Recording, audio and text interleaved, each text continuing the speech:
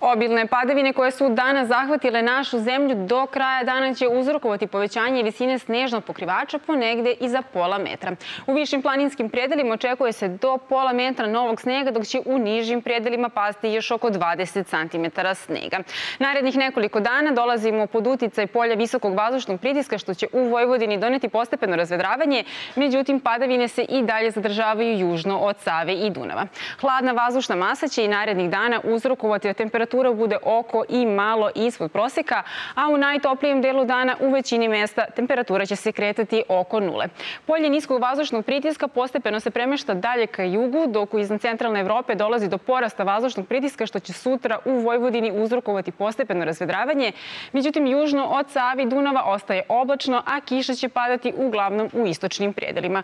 U ostatku zemlje nastavlja da pada sneg, te će doći i do dodatnog povećanja visine snežnog pokrivača. Temperatura će sutra u ranijim jutarnjim satima u većini mesta biti oko nule, u Negotinu do 4. potika. Tokom dana u većini mesta biće do 3 stepena, međutim na jugu zbog nešto više oblačnih perioda očekuje se da temperatura ostane oko nule. Najtoplije će biti u Negotinu, gde se očekuje do 6. potika, a severni i severozapadni vetar je u postepenom slabljenju.